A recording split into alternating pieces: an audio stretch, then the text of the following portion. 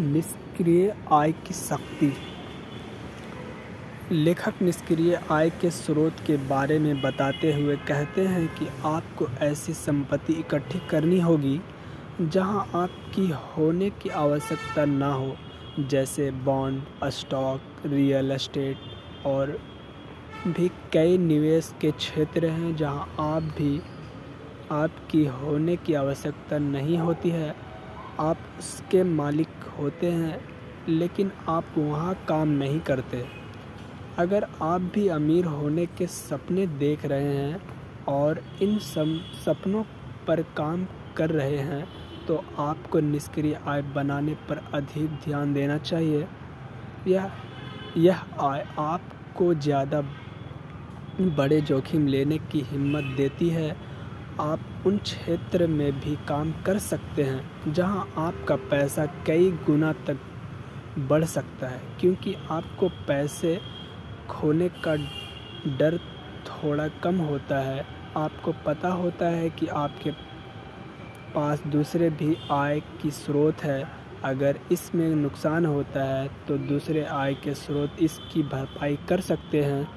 इस अध्याय का सार है कि आप पैसे के लिए काम करें और साथ ही इन पैसों को रियल एस्टेट, स्टॉक या व्यवसाय जैसे संपत्तियों में निवेश करें जो आपको वित्तीय स्वतंत्रता प्रदान करते हुए निष्क्रिय आय उत्पन्न करके दे सके।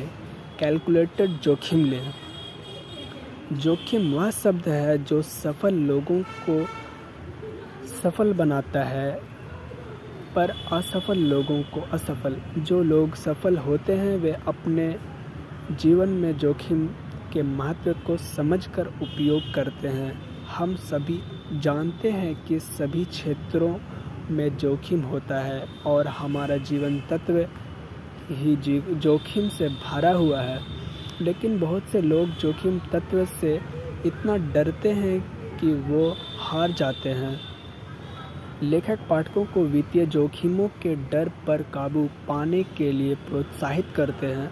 वे वित्तीय सफलता प्राप्त करने के लिए कैलकुलेटेड जोखिम लेने के महत्व पर जोर देते हैं। बहुत कम जोखिम लेना आपकी धन निर्माण यात्रा में बाधा बन सकता है, क्योंकि भाग्य अक्सर साहसी लोगों का साथ देता है। इस अध्याय का सार यह है कि हमारा जीवन जोखिम तत्व से भरा हुआ है, इसीलिए जोखिम से डरना छोड़ो और उससे मैनेज करना आपको सीखना ही होगा।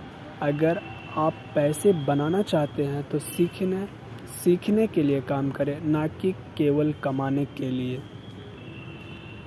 रिच डैड पुअर डैड इस विचार को रेखांकित करती है कि ज्ञान की खोज उतनी ही महत्वपूर्ण है जितनी पैसे की खोज। लेखक उन नौकरियों या भूमिकाओं में काम करने का सुझाव देते हैं जो मूल्यवान सीखने के अनुभव और व्यक्तिगत विकास के अवसर प्रदान करती है, ना कि केवल वेतन के लिए। लेखक किताब में लिखते हैं कि वो जोखिम की जो व्यक्ति ज्ञान की खोज करना बंद कर देता है उसके मस्तिष्क में धीरे धीरे अज्ञान घुस जाता है, क्योंकि बदलते हुए संसार में अगर आप यह सोच रखते हैं कि आपने सब कुछ सीख लिया तो इतना तय है कि आप धीरे धीरे अपनी सफलताओं से नीचे उतर रहे हैं। इसीलिए लेखक निरंतर सीखने के लिए प्रोत्साहित करते हैं। इस अध्याय का सार यह है कि निरंतर सीखते रहना ही सफलता का रहस्य है। अगर दूसरे शब्दों में कहा जाए तो ज्ञान की खोज सफलता का रहस्य है। निष्कर्ष, हमारी यह दिलचस्प यात्रा यहीं पर समाप्त होती है। अब बारी है कि किताब का एक छोटा सा संक्षिप्त विवरण जानने की आखिर हमने इस यात्रा में क्या क्या सीखा और किन किन बातों का पालन करना चाहिए।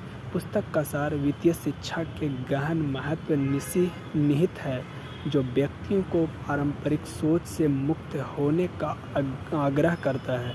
कियोस्की की संपत्ति और दायित्व की खोज वित्तीय स्वतंत्रता के लिए एक मार्गदर्शक सिद्धांत बन जाती है, क्योंकि वह निष्क्रिय आय की शक्ति का समर्थन करते हैं। परिकलित जोखिम लेने की बात करते हैं। मंत्र सिर्फ कमाने के लिए नहीं, बल्कि सीखने के लिए काम करें। निरंतर आत्म सुधार के आह्वान के रूप में गूंजता है। जैसे ही पाठक पुस्तक बंद करते हैं, वे न केवल वित्तीय ज्ञान से सुसज्जित होते हैं, वे अपने वित्तीय भाग्य को नया आकार देने के लिए सशक्त हैं। पैसे की एक नई समझ और अस्थायी सफलता की दिशा में रास्ता बनाने के दृढ़ संकल्प से लैस हो जाते हैं।